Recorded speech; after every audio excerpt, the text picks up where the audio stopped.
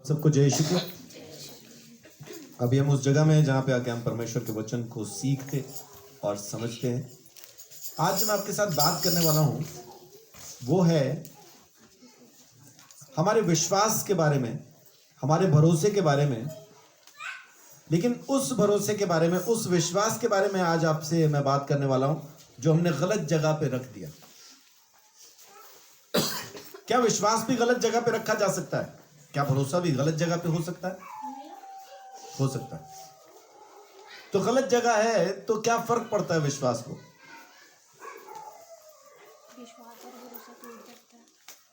विश्वास और भरोसा उस वक्त काम करना बंद कर देता है जब आप गलत चीज पे भरोसा रख लेते हैं। जैसे कुछ लोग पेड़ पे चढ़ते हैं, पेड़ पे चढ़ने के बाद वो किसी डाली पे ये भरोसा कर लेते हैं कि ये मेरा वजन उठा लेगी, लेकिन नहीं उठाती, वो डाली टूट जाती। और जैसे वो डाली टूटती है, जिसने उस पे भरोसा रखा होता क्या होता फिर? डाली के जैसा वो भी टूटता है ना, गिरता है वो। ऐसा किसी ने नेट पे एक वो डाला हुआ वीडियो डाला हुआ है कि एक लड़का वो डाली पे लटक के ऐसा लंबा झूला ले रहा है, लेकिन वो डाली टूट जाती है। उसके बाद उस लड़की की जब दोबारा उसकी शक्ल दिखाई तो देखी नहीं जा रही, क्योंकि ना उसके चेहरे पे नाक है, ना ये हिस्सा गाल है, वो सब गायब है। मतलब वो पूरा निकल गया, उखड़ चुका है, गड्ढा ही रह गया, बस दांत दिख रहे हैं सीधा और बस चेहरा दिख रहा है। ऐसा क्यों हुआ? क्योंकि उसका विश्वास उस डाली पे गलत था। कभी कभी हम परमेश्वर को जानने वाले लोग, और ये मैं किसके बारे में बात कर रहा हूं? उन लोगों के बारे में जो परमेश्वर को जानते हैं, क्योंकि बाइबल किसके लिए लिखी गई? बाइबल उन लोगों के लिए जो इसको पढ़ते हैं, जिनको पता है ये परमेश्वर का वचन है। तो इसी बाइबल के अंदर लिखा है गलत विश्वास के बारे में भी हमें जरूर सावधान रहना चाहिए। हम अनजाने में गलत जगह पे विश्वास रख बैठते है ना, गलत जगह पे हमारा विश्वास अनजाने में हो जाता। सो चलिए शुरू करते हैं। नहूम पहला अध्याय, नहूम पहला अध्याय, उसकी 7 आयत। निकल गया पीछे।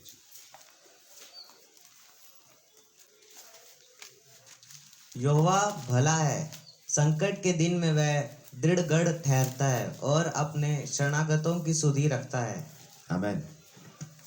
असल विश्वास ये है, यहोवा दृढ़ गढ़ है और अपने शरणागतों की सुधि रखता है।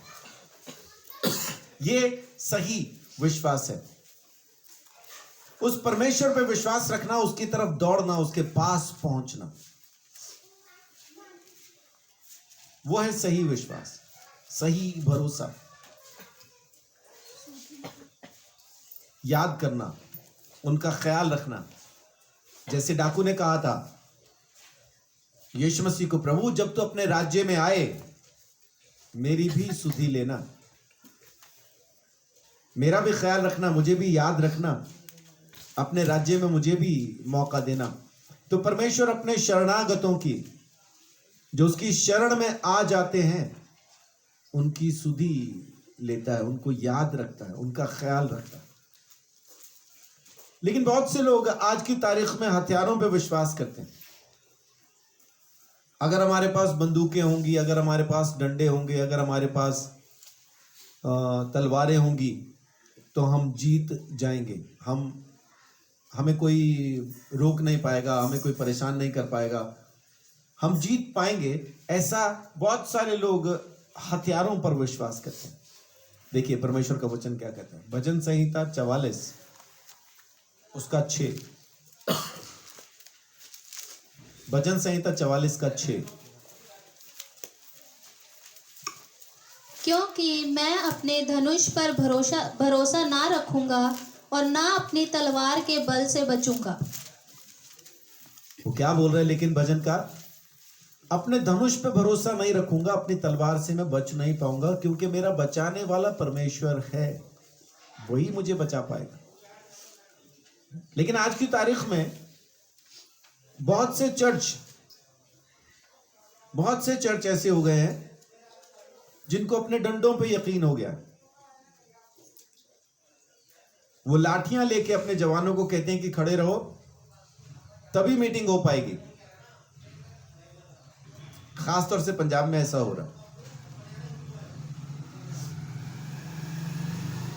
अपने चर्च के खिलाफ क्या विरोध नहीं हुआ? तो हमने कितने डंडे खरीदे? क्या किया हमने? हम पहले तो खड़े थे, जब विरोध हुआ तो हम घुटने पे आ गए।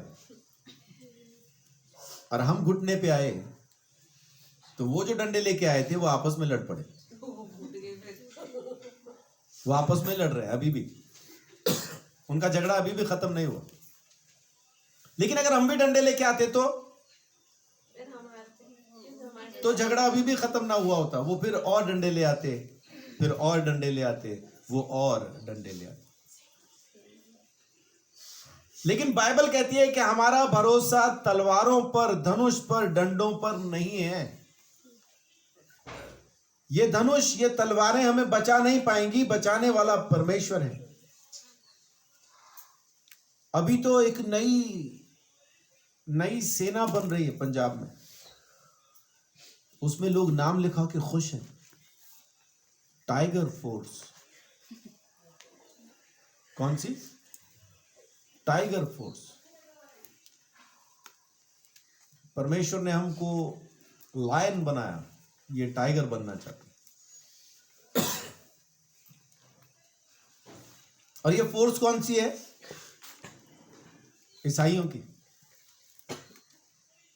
कि सभाएं होगी तो ये डंडे लेके खड़े रहेंगे, तब सभा हो पाएगी। अब मुझे एक बात बताएं, क्या परमेश्वर ने उद्धार पाए हुए लोगों के लिए स्वर्गदूतों की फौज को, स्वर्गदूतों को नहीं भेज दिया सेवकाई के लिए, उनकी सेवा करने के लिए?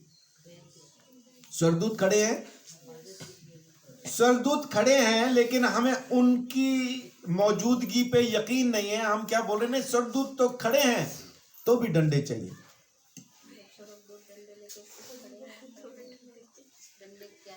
स्वर्गदूत ज्वालामय रथों के ऊपर अग्निमय हथियारों के साथ खड़े हमारी हिफाजत के लिए। हमें लकड़ी के डंडे चाहिए।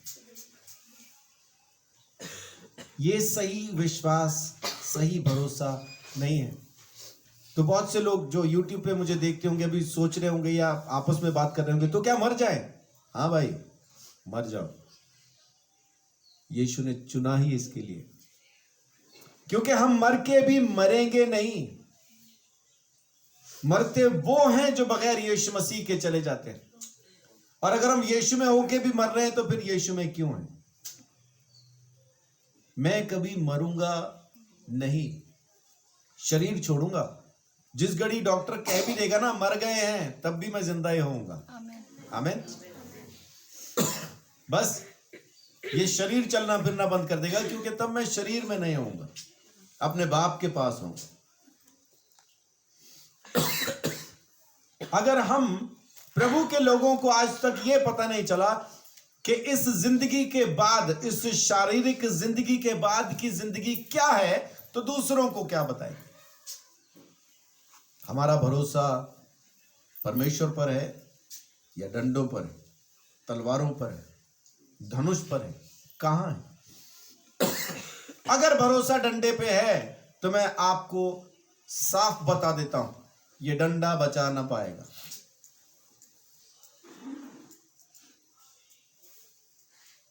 ये डंडा नहीं बचा पाएगा।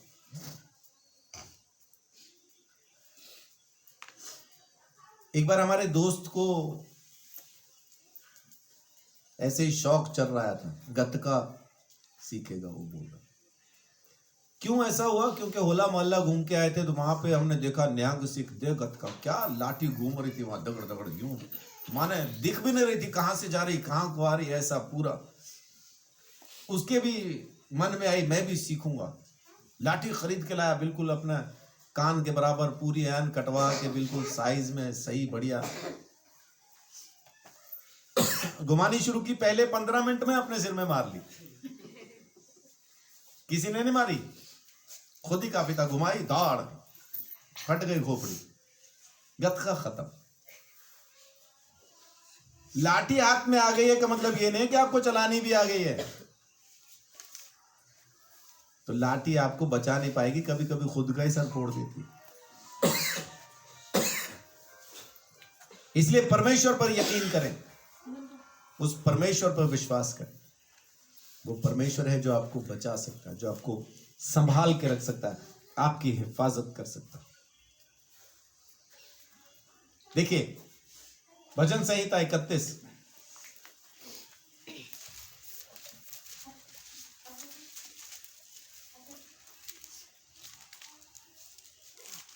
उसका 1 से 3 तक। हे यहोवा, मेरा भरोसा तुझ पर है, मुझे कभी लज्जित होना ना पड़े। तू अपने धर्मी होने कारण मुझे छुड़ा ले, अपना कान मेरी ओर लगाकर तुरंत मुझे छुड़ा ले, क्योंकि तू मेरे लिए चट्टान और मेरा गढ़ है। इसलिए अपने नाम के निमित्त मेरी अगुवाई कर और मुझे आगे ले चल। आमीन। असल बात यह है कि हमारा भरोसा, हमारा विश्वास उस परमेश्वर पर होना चाहिए, ताकि वो हमें लेके बढ़े, वो आगे लेके जाए। उसकी महिमा हमारी जिंदगी से होनी चाहिए, उसकी तारीफ हमारी जिंदगी से होनी चाहिए। कभी कभी हम अपने इन हथियारों पे यकीन करना शुरू कर देते हैं, ये गलत हो जाता है। यशाया 31 उसका भी 1 से 3 पढ़िए।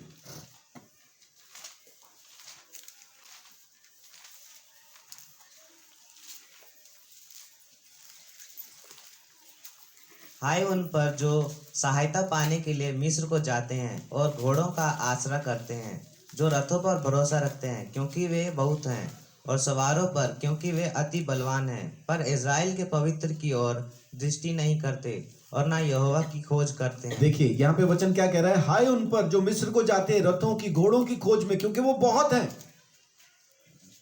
लेकिन परमेश्वर की तरफ अपनी नजर नहीं करते, उस पर अपनी दृष्टि नहीं लगाते, उनको उनकी मदद चाहिए। आज की तारीख में अगर किसी की लड़ाई हो जाए तो परमेश्वर को फोन लगाता है या अपने दोस्तों को, आ जाओ भाई, दोस्तों को लगाता है ना। लगाना कहां चाहिए? परमेश्वर को। लेकिन वो क्योंकि हमें दिखता नहीं इसलिए हम उस पर नजर नहीं करते। दोस्त दिख रहे हैं इसलिए हमें दोस्त ही चाहिए।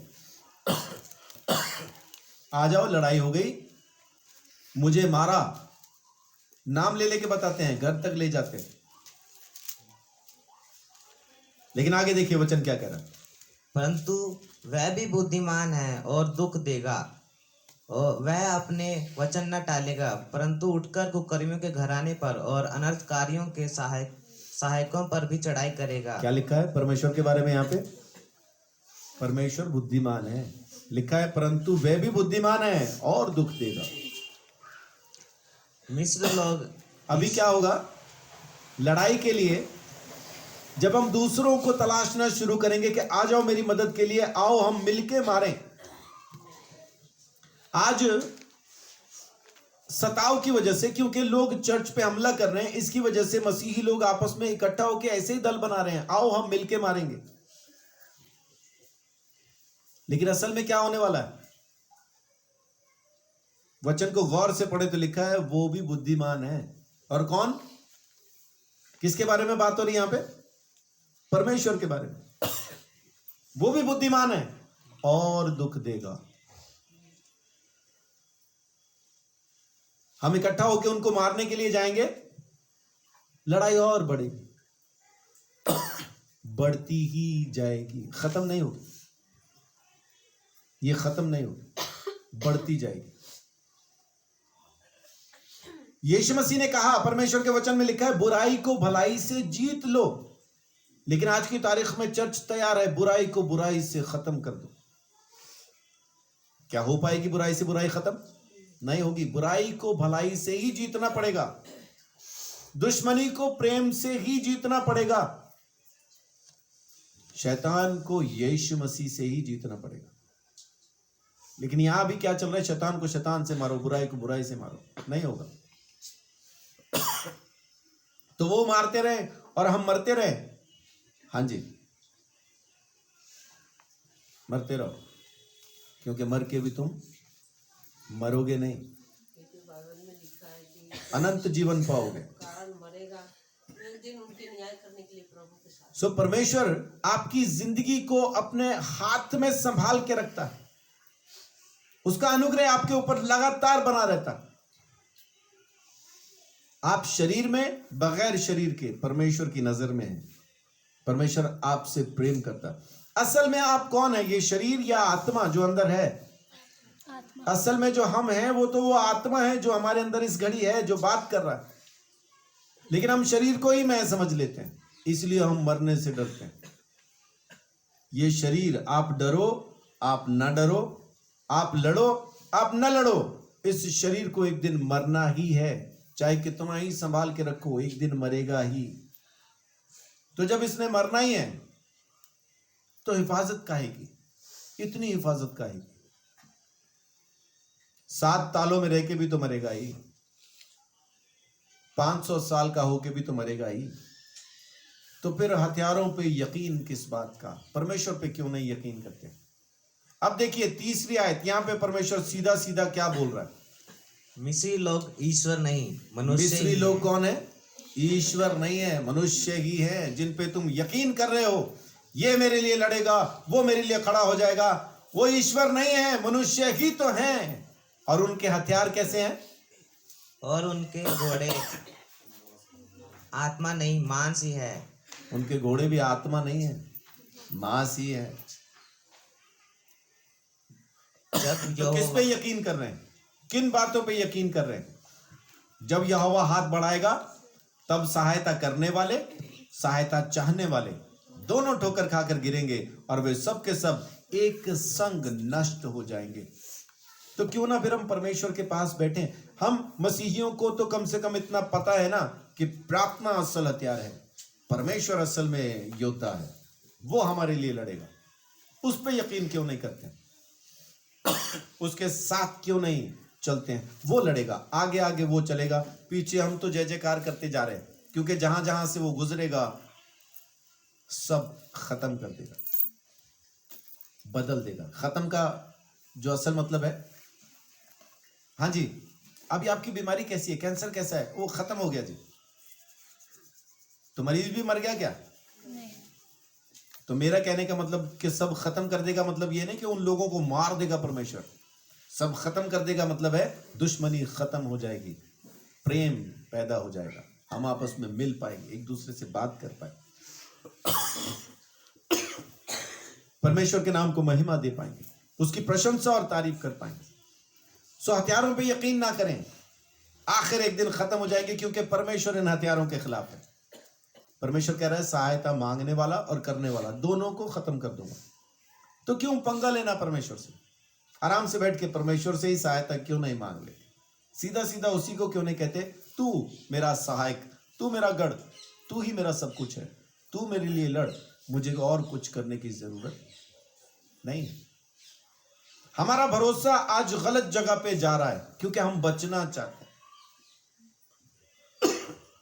जो अपने प्राण बचाएगा वो खो देगा, और जो अपने प्राण खोएगा वो बचा लेगा। मुझे कल ही किसी ने बताया एक पास्टर के बारे में, उनके चर्च पे भी हमला हुआ।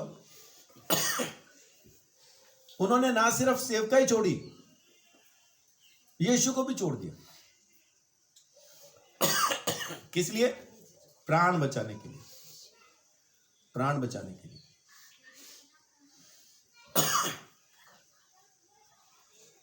क्या असल में अपने प्राण बचा पाया वो? अब प्राण नहीं बचा पाया, क्योंकि उसने अपने प्राण बचाने के चक्कर में अपने प्राण खो दिए, यीशु को ही छोड़ दिया। तो जो बचा सकता है अब उसको छोड़ दिया, तो फिर कौन बचा सकता? कोई नहीं। तो इसलिए हथियारों पे यकीन ना करें, परमेश्वर पर, प्रभु यीशु मसीह नासरी के नाम पर यकीन करें। वो है जो आपको बचा सकता है। और कभी कभी ना हम इंसान पे यकीन करते हैं, प्रधान जी बचा लेंगे, नेताजी बचा लेंगे, मंत्री जी बचा लेंगे, संतरी जी बचा लेंगे। इंसानों पे यकीन करते हैं, अरे उसकी बड़ी पहुंच है, एक बार उनके पास पहुंचते हैं, देखो फिर उसके बाद वो क्या करेंगे। इंसान पे यकीन करते हैं। बाइबल देखो क्या कहती है, भजन संहिता 118 उसका 8 और 9।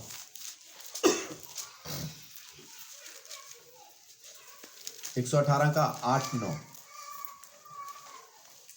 यहोवा की शरण लेनी मनुष्य पर भरोसा रखने से उत्तम है। क्या है? यहोवा की शरण लेना मनुष्य पर भरोसा रखने से उत्तम है। यहोवा की शरण लेनी प्रधानों पर भी भरोसा रखने से उत्तम है। तो प्रधान पे भी भरोसा रखने की जरूरत नहीं है, क्योंकि परमेश्वर है जो प्रधानों का प्रधान, राजाओं का राजा और प्रभुओं का प्रभु है। आमीन।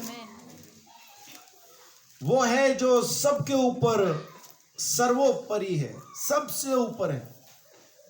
परमेश्वर वो खुद यहोवा, वो जो चाहे सो कर सकता है। सो प्रधानों पे यकीन ना करें, इंसानों पे भरोसा ना रखें, क्योंकि उससे कहीं ज्यादा उत्तम बात है कि हम यहोवा पर विश्वास करें। आमीन। उसके पास जाएं, उससे बात करें, उसको पूछें। यहोशापात राजा पे 3 राजाओं ने चढ़ाई की, डर तो गया, लेकिन मारे डर के क्या किया? यहोवा की खोज में लग गए। उसके मंदिर में जा बैठा, प्रार्थना करना शुरू किया। परमेश्वर ने कहा मत डर, क्योंकि तू मेरे पास आ गया है, इसलिए अब ये लड़ाई तेरी नहीं, अब ये लड़ाई मेरी है, मैं लड़ूंगा। और जब वो उससे लड़ने के लिए पहुंचा तो वहां सिवाय लाशों के और कुछ ना था, क्योंकि वो तीनों राजा, उनकी तीनों सेनाएं आपस में ही लड़ पड़े।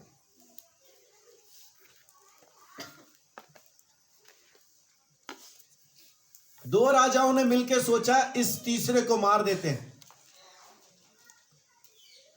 उसको मार दिया और फिर आपस में सोचने लगे इसकी भी क्या जरूरत है, मैं अकेला काफी हूं। आपस में लड़ पड़े। इतिहास 20 अध्याय में आपको यह मिलता है। उस कहानी में नहीं जाएंगे, लेकिन वहां लिखा है 20 अध्याय के अंदर। ये युद्ध परमेश्वर का है। प्रधानों पे यकीन ना करें, मंत्रियों पे, संतरियों पे यकीन ना करें।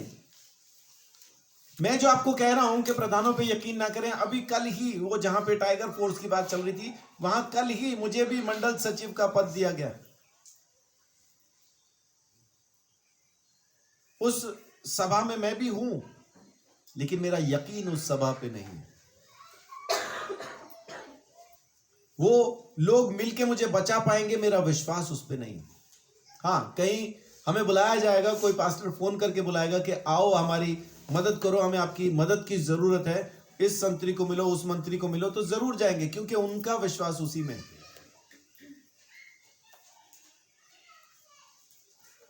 मेरा विश्वास किस बात में? जब हम पे सताव आया, क्या हमने भी उनको बुलाया? नहीं बुलाया। क्या हमने उनको एप्लीकेशन दी? नहीं दी। क्या हमने फोन कर करके कहा? नहीं कहा। क्या हमने उनको कहा हम पे फलान दल ने हमला किया, हम पे फलान दल ऐसा कर रहा है? क्या हमने कहा? नहीं कहा। हम भी कह सकते थे, हालांकि मैं उस पोस्ट पे हूं कि अगर मैं एक फोन करूं तो पूरे इंडिया के अंदर से लोग इकट्ठा होकर मेरे पास आ सकते हैं। मैंने नहीं कहा, मुझे उनकी जरूरत नहीं।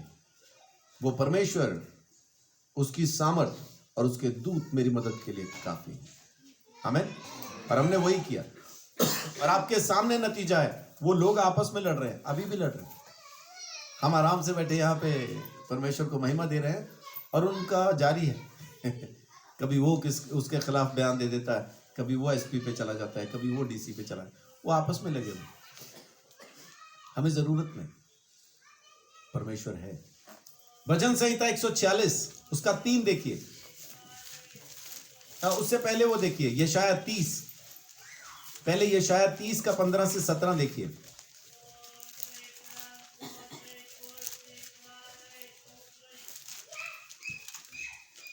प्रभु यहोवा इस्राएल का पवित्र यूं कहता है, लौट आने और शांत रहने में तुम्हारा उद्धार है। शांत रहने और भरोसा रखने में तुम्हारी वीरता है। देखिए परमेश्वर क्या कह रहा है, शांत रहने में तुम्हारी वीरता है। शांत रहने में और भरोसा रखने में तुम्हारी वीरता है। लेकिन हम वीरता किस चीज में बताते हैं? दहाड़ने में, सामने खड़े होने में, लड़ने में वीरता है। और परमेश्वर क्या कह रहा है, वीरता किस चीज में है? चुप रहने में और भरोसा रखने में, इसी में वीरता है। दोनों में से वीर कौन है? एक, जब उसको तलवार से कोई मारने आया, इसने भी सामने से तलवार उठाई और उससे लड़ पड़ा, भिड़ गया। ये वीर है? या वो वीर है जब उसको तलवार से कोई मारने के लिए आया तो मुस्कुरा के सामने खड़ा हुआ और अपनी मर्जी से उसको जो वो करना चाहे, जैसा काटना चाहे काटने दिया? कौन ज्यादा बहादुर है? जो मर जाने के लिए खड़ा हो गया वो ज्यादा बहादुर है। परमेश्वर हमको ऐसा ही देखना चाहता है। हम परमेश्वर की संतान हैं, किसी डरपोक की संतान नहीं है। पतरस ने भी तलवार निकाल ली जब यीशु मसीह को पकड़ने के लिए आए, और तलवार चलाई भी शायद डर के मारे, उसने घबराहट में चलाई क्योंकि कान काट दिया। अगर कोई दिलेरी से तलवार चलाए तो कान नहीं काटेगा, गर्दन काटेगा। वो डर के मारे चलाई होगी ना, तो कान ही काट दिया। यीशु ने क्या कहा? वो छोटे वीर, संभाल ले तेरी तलवार, ये ज्यादा तलवारें ना दिखा तू यहां पे। मैं चाहूं तो अभी बाप के पास से 12 पलटन स्वर्गदूतों की यहां खड़ी कर दूं। तू क्या सोचता है मैं अपने आप को बचा नहीं सकता? मैं चाहूं तो ये दुनिया को अभी खत्म कर दूं। 12 पलटन, समझते हैं, वो भी स्वर्गदूतों की, और आके मारना शुरू कर दें तो बचेगा कौन? एक ही स्वर्गदूत ने एक रात में कितने लोगों को मारा था?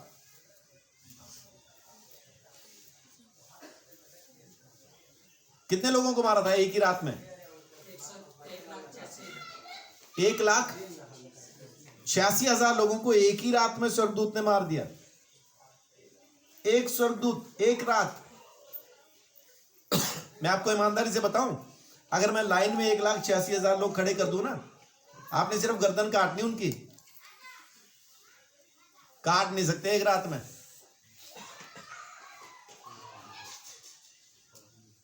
एक लाख छियासी हजार बार तो आप यूं भी नहीं कर पाएंगे।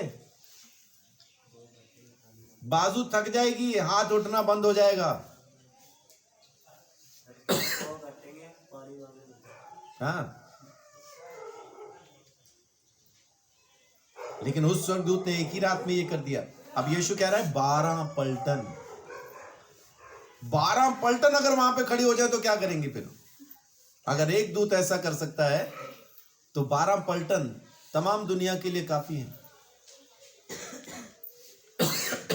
बल्कि तमाम दुनिया के लिए ज्यादा ही है।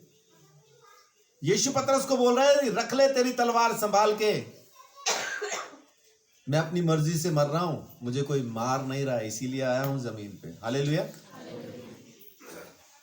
मुझे कुर्बान होने के लिए मेरे बाप ने भेजा। वही परमेश्वर आज भी हमारे साथ है। वो चाहे, जैसा शद्रक मेशक अबेदनगो ने कहा था, मेरा परमेश्वर चाहे अभी हमें तेरे हाथ से छुड़ा सकता है, न भी छुड़ाए तो भी हम तेरी मूर्ति को दंडवत नहीं करेंगे। राजा ने गुस्से में भड़का दिया, उस भट्टे को 7 गुना और भड़का दिया। जो उनको धक्का देने गए थे वो झुलस के मर गए, और जिनको धक्का दिया वो आग में आराम से घूम रहे, जैसे कंपनी बाग में घूम रहे।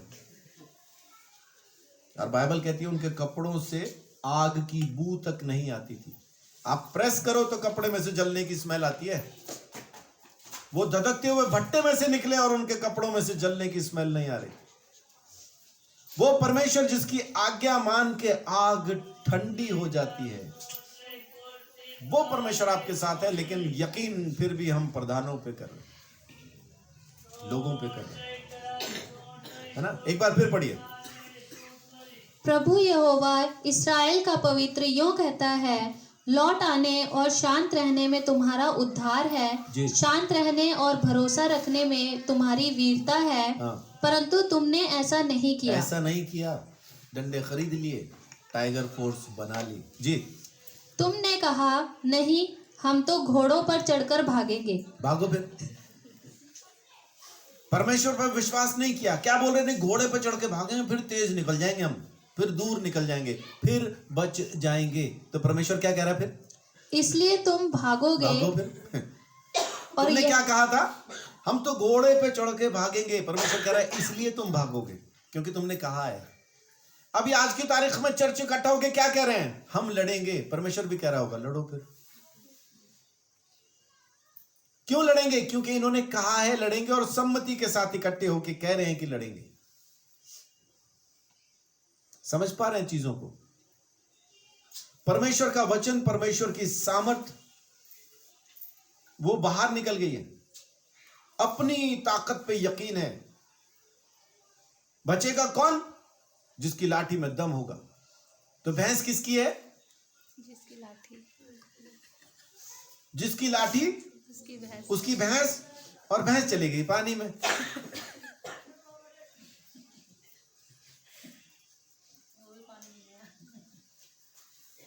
परमेश्वर कह रहा है तुमने कहा रथ पे बैठ के, घोड़े पे बैठ के भागेंगे, इसलिए तुम भागोगे जी। और यह भी कहा हम तेज सवारी पर चलेंगे, इसलिए तुम्हारा पीछा करने वाले उससे भी तेज होंगे। हाँ, हम तेज सवारी पे भागेंगे तो तुम्हारे पीछे आने वाले और भी तेज होंगे। हम 500 लोगों की फौज बनाएंगे, वो 5000 की बना लेंगे। समझिए, चीज को समझिए। परमेश्वर की सामर्थ को, उसके अनुग्रह को और अपनी सोच को एक बार समझ के देखिए। चर्च आज क्या सोच रहा है? किस तरफ को चल पड़ा है? क्या चल रहा है चर्च के अंदर? यही सब चल रहा है। इकट्ठा होंगे, मारेंगे, ये करेंगे, वो करेंगे, हमें रोकेंगे तो हम उनको दिखा देंगे, कैसे रोकेंगे हम देख लेंगे। कुछ नहीं, देखो भाई, घुटने पे आओ, परमेश्वर देख लेगा। आमीन। हाँ, हो गया वचन पूरा ही? जी पढ़िए 17 भी। एक ही की धमकी से 1000 भागेंगे, और 5 की धमकी से तुम ऐसा भागोगे कि अंत में तुम पहाड़ की चोटी के डंडे या टीले के ऊपर की ध्वजा के समान रह जाओगे, जो चिन्ह के लिए गाड़े जाते हैं। और एक वही बचा बस, बाकी सब भग गए। एक आके धमकी देगा, सब निकल जाएंगे, परमेश्वर कह रहा है। तो ये वो लोग हैं जो लोगों पर विश्वास करके उनसे लड़ने की कोशिश करेंगे, हथियारों पर विश्वास करके लड़ने की कोशिश करेंगे, अपनी ताकत पर विश्वास करके लड़ने की कोशिश करेंगे। ये लोग भाग जाएंगे भाई। आखिर में तुम वो जो पहाड़ी के टीले पे एक डंडा रह जाता है ना, झंडा जिसमें लगा होता है, बस वैसे अकेले ही खड़े होंगे, सब निकल लेंगे, सब निकल जाएंगे, कोई साथ में नहीं आएगा, सब निकल जाएंगे। परमेश्वर कह रहा है इसलिए उन पे विश्वास ना करो, क्योंकि वो तो सब भाग जाएंगे, सब निकल जाएंगे, लोगों पे विश्वास नहीं करो। अब देखिए 146 उसका 3। तुम प्रधानों पर भरोसा ना रखना, किन ना पर?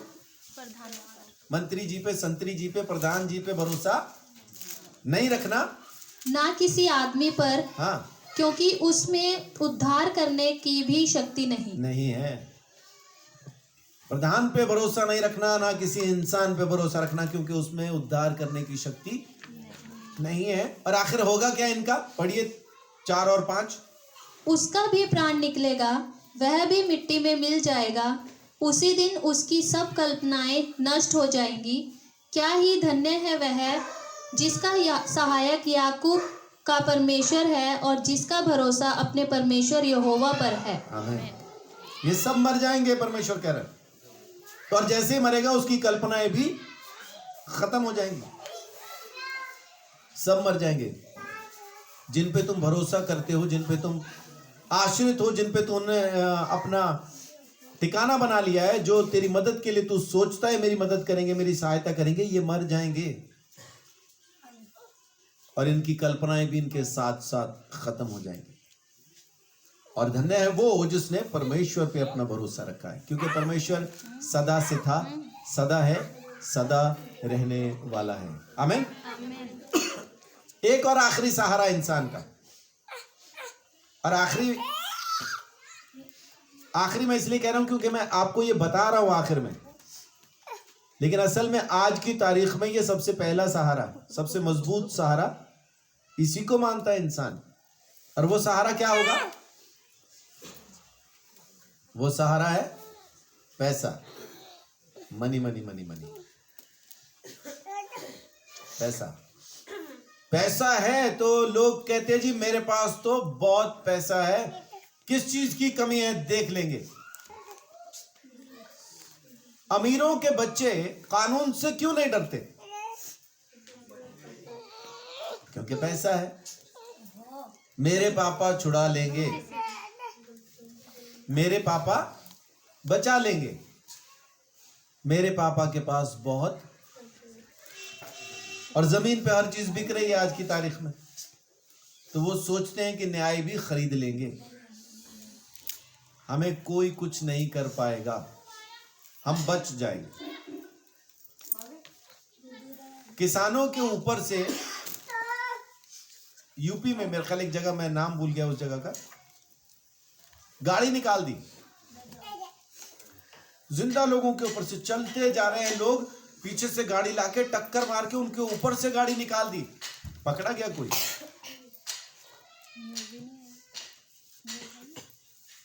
खबर भी नहीं आई। ऐसा क्यों हुआ? खबर भी क्यों नहीं आई? मेरे पापा खरीद लेंगे। कोई पकड़ा क्यों नहीं गया? मेरे पापा खरीद लेंगे।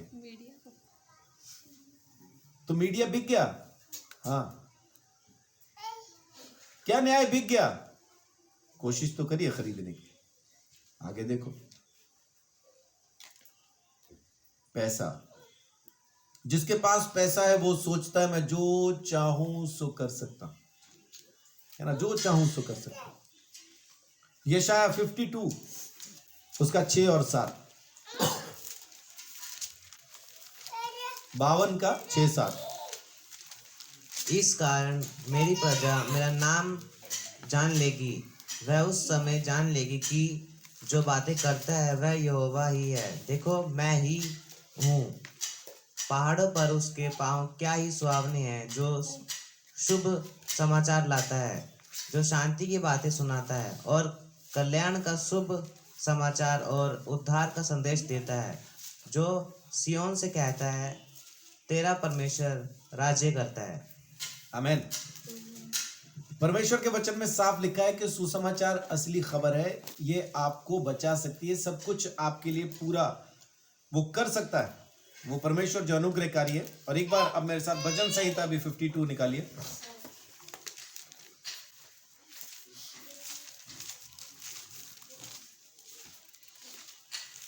उसका पढ़िए 6-7। तब धर्मी लोग इस घटना को देखकर डर जाएंगे और यह कहकर उस पर हंसेंगे, देखो यह वही पुरुष है जिसने परमेश्वर को अपनी शरण नहीं माना, परंतु अपने धन की बहुतायत पर भरोसा रखता था और अपने को दुष्टता में दृढ़ करता रहा। बाइबल साफ बताती है कि धर्मी लोग उसको देख के हंसेंगे। अब धर्मी कौन है? जो कोई यीशु मसीह को जानता, जो यीशु के लहू से धोया गया, वो धर्मी है। और जो उसकी बातों को सुनता, समझता और मानता है, वो परमेश्वर के लोग हैं, वो धर्मी है। वो हंसेंगे और कहेंगे देखो ये वही पुरुष है जिसने परमेश्वर को अपनी शरण नहीं माना। ऐसा मैंने सुना है, और एक ही परिवार में सुना है, कहीं और नहीं सुना।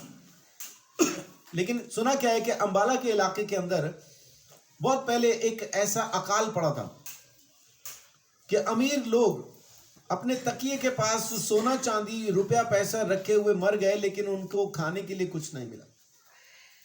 तकिए के पास रख के क्यों मर गए? क्योंकि कमजोर होते होते होते वो इतने कमजोर हो गए कि बिस्तर से उठा भी नहीं जा रहा था। तो जितना पैसा उनके पास था वो तकिए के पास ही रख लिया कि अगर बाय चांस कोई बेचने के लिए आ गया तो जितने का कहेगा उतने का खरीद के खा लेंगे ताकि बच जाए। लेकिन बच नहीं पाए, कोई आया ही नहीं। ऐसा मैंने सुना है, एक ही परिवार में सुना, ज्यादा और कहीं नहीं सुना। अब पता नहीं वो किस जमाने में आया होगा ऐसा अकाल। लेकिन जिनको अपने पैसे पे यकीन था, वो पैसा उनको बचा नहीं पाया। हॉस्पिटल के अंदर आप जाएंगे, बड़े बड़े हॉस्पिटल्स के अंदर आप देखेंगे कि बड़े मरीज, अमीर लोग बच नहीं पाते, मर जाते।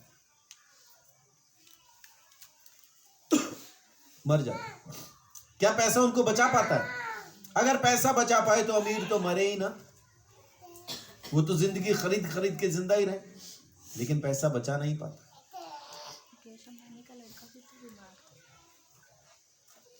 पैसा किसी भी तरीके से इंसान को जिंदगी नहीं दे सकता, वो आखिरी सहारा नहीं है। लेकिन जिसके पास पैसा है उसको यही लगता है कि पैसा है तो सब कुछ है, मुझे और किसी चीज की जरूरत नहीं है। जमीन के ऊपर आप चाहे कितने ही अमीर क्यों ना हो जाएं, अरबोंपति क्यों ना हो जाएं, आप बेशक इतनी दौलत क्यों ना कमा लें कि आप सारी जिंदगी आप खुद भी खाएं और उसके बाद आपकी आने वाली 7 पुश्तें भी बैठ के अगर खाएं तो भी आपका पैसा खत्म नहीं होगा, तो भी ये पैसा आपको बचा न पाएगा। क्या ये पैसा उद्धार दे सकता है? ये पैसा उद्धार नहीं दे सकता। आपको, जो आप खुद आत्मा हैं, आपको बचा नहीं सकता। मिस्र देश के अंदर जब लोग मरा करते थे तो जब उसको दफनाया करते थे तो एक कमरे जैसा वो बनाया करते थे, कमरे जैसा बना के उसमें उसकी लाश को मसाले लगा के रख देते थे। उनका यकीन ये था ये कभी ना कभी दोबारा से जिंदा होगा, और जब ये जिंदा होगा तब इसको जिंदगी गुजारने के लिए पैसा चाहिए होगा, तो वो उसकी कब्र में उसके साथ काफी सारी दौलत रख दिया करते थे, जैसा आप ममीज के उसमें देखते हैं, पिरामिड्स में देखते हैं ना, उसमें काफी खजाना निकलता हुआ दिखता है आपको, फिल्मों में देखेंगे तो।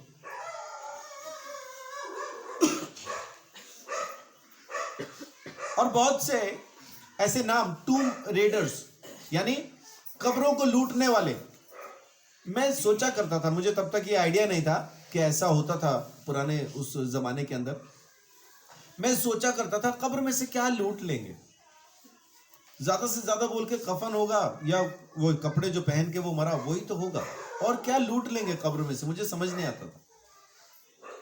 लेकिन जब ये ममीज का सिस्टम मुझे समझ में आया, और वो सिस्टम समझ में आया, इजिप्ट के लोग ऐसा किया करते थे, मिस्र के लोग ऐसा किया करते थे, यहूदी लोग ऐसा किया करते थे कि उसके साथ वो पैसा रखते थे, ये सोच के कि जब दोबारा से जिंदा होगा तो इसको जिंदगी गुजारने के लिए पैसा चाहिए होगा। तो तब मुझे समझ में आया कि कब्र लूटना माने ठीक ठाक पैसा है वहां पे। जो वो लूट लिया करते थे, लुटेरे थे, कब्रों के लुटेरे, वो कब्रें ही लूटते थे, उनको घर लूटने की जरूरत नहीं। मुर्दे के कमरे में घुसेंगे, सब लूट के ले आएंगे, मुर्दा रोकेगा भी नहीं।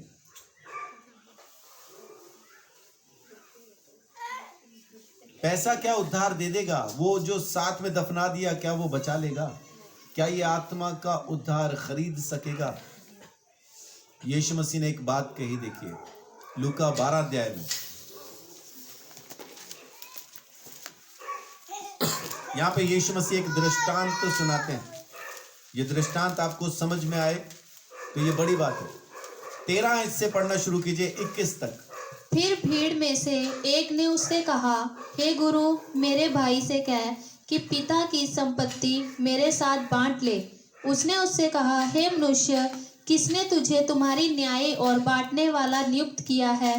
और उसने उनसे कहा, चौकस रहो और हर प्रकार के लोभ से अपने आप को बचाए रखो, क्योंकि किसी का जीवन उसकी संपत्ति की बहुतायत से नहीं होता। उसने उनसे एक दृष्टांत कहा। और यीशु मसीह ने यहाँ पे एक चीज क्या कही कि किसी को जिंदगी उसके पैसे से नहीं मिलेगी, किसी का जीवन उसके संपत्ति की बहुतायत से, उसके धन की बहुतायत से नहीं होता, वो जिंदगी नहीं होती। अब एक दृष्टांत यीशु सुनाता है जी। किसी धनवान की भूमि में बड़ी उपज हुई, तब वह अपने मन में विचार करने लगा, मैं क्या करूं, क्योंकि मेरे यहाँ जगह नहीं जहाँ अपनी उपज इत्यादि रखूं। और उसने कहा, मैं यह करूँगा, मैं अपनी बखारियाँ तोड़कर उनसे बड़ी बनाऊँगा और वहां अपना सब अन्न और संपत्ति रखूंगा और अपने प्राण से कहूंगा कि प्राण, तेरे पास बहुत वर्षों के लिए बहुत संपत्ति रखी है, चैन कर, खा पी, सुख से रह। परंतु परमेश्वर ने उससे कहा, हे मूर्ख, इस रात में तेरा प्राण तुझसे ले लिया जाएगा, तब जो कुछ तूने इकट्ठा किया है वह किसका होगा? ऐसा ही वह मनुष्य भी है जो अपने लिए धन बटोरता है परंतु परमेश्वर की दृष्टि में धनी नहीं।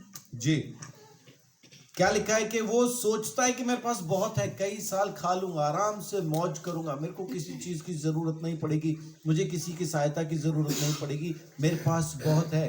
परमेश्वर कह रहा है आज ही मर जाएगा तो क्या करेगा? ये पैसा आपको उद्धार नहीं दे सकता। तो क्या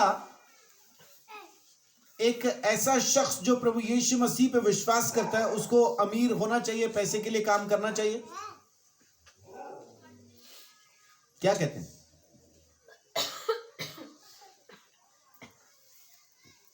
क्या प्रभु के लोगों को अमीर होना चाहिए, पैसे के लिए मेहनत करना चाहिए, काम करना चाहिए?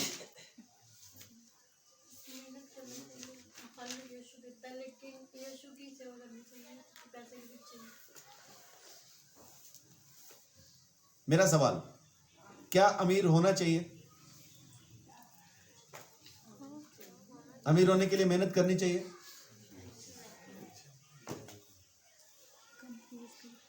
हाँ, अमीर होना चाहिए, मेहनत करनी चाहिए, लेकिन पैसे का लालच नहीं होना चाहिए। पैसे के लिए चिंता नहीं करना, उसका लालच नहीं करना। ये सोच के पैसा कमाओ कि परमेश्वर मुझे अपनी महिमा के लिए दे रहा है, और जब आपको महसूस हो कि अब इस पैसे की जरूरत परमेश्वर की सेवकाई के लिए है, तब आपको देना भी चाहिए। वो सिर्फ इसलिए नहीं कि मैंने कमा लिया मैं ही खाऊंगा, उसके लिए नहीं। अमीर होना पाप नहीं है, पैसे से प्रेम करना पाप है। परमेश्वर आपको अमीर बनाना चाहता है, कहिए आमीन। परमेश्वर चाहता है कि जमीन के ऊपर उसके बच्चे अमीर बन के घूमे, उनके पास बहुत कुछ हो, परमेश्वर की महिमा के लिए उनके पास बहुत कुछ हो, उन्हें किसी चीज की कमी ना हो। परमेश्वर ये चाहता है। कौन सा माँ बाप ऐसा चाहता है कि उसके बच्चे फटे कपड़ों में घूमे और फिर कहे अब अच्छा लग रहा है कोई ऐसा माँ बाप? ऐसा कोई नहीं। अच्छे माँ बाप अपने बच्चों को कैसा देखना चाहते हैं? अच्छे हों चाहे खराब हों, अपने बच्चों को माँ बाप कैसा देखना चाहते हैं? अच्छा, सजा हुआ, तैयार, एकदम बढ़िया, अच्छे कपड़ों में, है ना। और जिसके पास थोड़ा हो, पैसा हो, तो वो उसके लिए जेवर भी खरीदता है। अब जेवर बोलने से लोग सोचते हैं वो तो लड़कियों के लिए खरीदेंगे, हमारे लिए भी होते भाई। चलो ज्यादा नहीं होते, अंगूठी, कड़ा, चेन, इतना तो होता ही। परमेश्वर बिल्कुल नहीं चाहता कि आप गरीब बन के घूमें, लेकिन परमेश्वर साथ में ये भी नहीं चाहता कि आप पैसे से प्रेम करें, लालच करें और पैसे की चिंता करें। पैसे से प्रेम अमीरों को ही होता है या किसी को भी हो सकता है? तो पैसे से प्रेम करने के लिए आपको अमीर होने की जरूरत नहीं। आप उतना ही खा पी रहे, जितना कमा रहे उतना खा रहे, अगर वैसा भी है तो आपको हो सकता है पैसे से प्रेम। पैसे से प्रेम है, पता कैसे चलेगा? जब देने की बारी आएगी तो गायब हो जाएगा, कारण बताएगा, न देने के कारण बताएगा। है ही नहीं तो मत दीजिए, क्या दिक्कत? कौन सा किसी ने कनपट्टी पे बंदूक लगा रखी है, नहीं दोगे तो सुराख कर दूंगा, है ना? ऐसा तो है नहीं। यीशु मसीह ने भी कहा 2 कमीज हैं तो 1 देना। ये नहीं कहा कि अगर कोई मांगे तो अपनी भी उतार के दे देना, वो कभी नहीं कहा। यीशु ने कहा तेरे पास कोई आए, उसको मदद चाहिए, तेरे पास देने के लिए हो तो मना नहीं करना। कब मना नहीं करना? जब देने के लिए हो। देने के लिए नहीं है तो उधार लेके उसकी मदद नहीं करना। ये नहीं कहा यीशु ने कि उधार लेके मदद करना। देने के लिए है तो दे दो, नहीं है तो कर्जा उठा के मदद नहीं करना। सारी बातें स्पष्ट लिखी हैं बाइबल के अंदर, लेकिन तो भी हम बहुत धर्मी बन के ना कभी कभी ऐसा भी करते हैं। वो बेचारा आया था, बड़ा परेशान था, फिर क्या किया हमने, अपने गहने ना गिरवी रख के उसको पैसा दिलवा दिया। अच्छा फिर छुड़वाएंगे कैसे? नहीं, वो वापस दे देगा 3 साल बाद। बड़ा खराब आदमी है, बिल्कुल बेकार है। क्यों, क्या हो गया? हमने उसकी मदद की थी, जेवर रखवा के उसको पैसे दिलवाए थे, फिर दिया ही कुछ नहीं, फिर अब हम भर रहे कर्जा। तो भाई किसने कहा था कर्जा लेके आप मदद करो? और मदद भी पता कितनी करनी है? मदद उतनी करो जितनी देके आप भूल सकते हो। कोई मेरे पास आए और आके कहे जी 50,000 रुपये चाहिए, 50 तो नहीं दे रहा भाई, मैं 50 तो नहीं दे रहा उसको। हाँ, उसमें से जो मैं दे पाऊंगा 8-10 रुपए है ना, जो दे के मैं भूल सकता हूं उतने दे दूंगा। दे के भूल जाओ, वापस पाने की नीयत से नहीं देना। वो दे तो धन्यवाद, न दे तो धन्यवाद। उतना ही दो जितना दे के आप आराम से भूल सकते हैं। उतना नहीं दो जो देने के बाद दिल में दर्द हो, ये मेरे खा गया पैसे, वैसा नहीं देना। क्योंकि इस पैसे की वजह से ना प्रेम खत्म हो जाता है, आपस की मोहब्बत खत्म हो जाती है। हाँ, अब हम उससे बात नहीं करते जी, क्यों? हमारे 50,000 खा गया। पहले क्यों बात करते थे? क्योंकि तब तक उसने 50,000 नहीं खाए थे। अब खा गया, अब हम बात नहीं करते। मुझे किसी ने कहा पासी मेरे लिए ना एक प्रार्थना करना। क्या प्रार्थना करूं?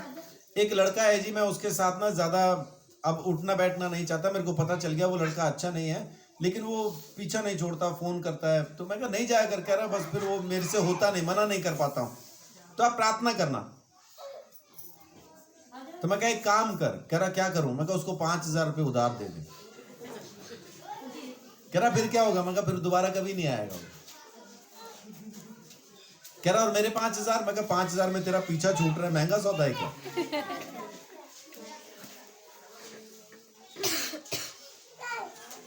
है ना ऐसा। लेकिन यीशु मसीह यहाँ पे साफ साफ क्या बोल रहा है? ये पैसा तुझे जिंदगी नहीं देगा। ये जब तक तू जिंदा है तब तक तेरे साथ है, और जैसे ही तू खत्म होगा तब क्या होगा? और जाना तो हम सब ने, जाना हम। तो पैसा कमाना पाप नहीं है, पैसे के लिए मेहनत करना भी पाप नहीं है, लेकिन पैसे से प्रेम करना, पैसे का लोभ करना और पैसे के लिए चिंता करना, ये पाप है। क्योंकि जब आप ऐसा करना शुरू करते हैं तो परमेश्वर पर से भरोसा उठा लेते, और शैतान तब आपकी जिंदगी में काम कर पाता। तो इसलिए सावधान, परमेश्वर आपकी जिंदगी में लगातार काम करता रहे, इसके लिए ख्याल रखें। आज मैं आपके साथ जो बात करना चाह रहा था वो ये है कि हमारा विश्वास कहीं गलत जगह पे तो नहीं है, कि हमारा विश्वास डंडे पे, लाठी पे, तलवार पे तो नहीं है, कहीं हमारा विश्वास लोगों पर तो नहीं है, भीड़ पर तो नहीं है, कहीं हमारा विश्वास पैसे पर तो नहीं है। अपने सारे विश्वास को, अगर आपका विश्वास डंडों पर है, अगर आपका विश्वास लोगों पर है, अगर आपका विश्वास पैसे पर है, तो आज अपने विश्वास को वहां से उठाएं और सेनाओं के यहोवा के पास लेके आए। आमीन। और अपना सारा विश्वास, अपना सारा भरोसा उस एकमात्र परमेश्वर के ऊपर, यीशु मसीह नासरी के नाम से रखें। आमीन। क्योंकि वही है जो आपका पहला और आखिरी सहारा है, वही है जो आपको संभाल सकता है, वही है जो आपके लिए लड़ता, वही है जो आपसे प्रेम करता। सो परमेश्वर आप सबको बहुत आशीष, बड़ी बरकत दे।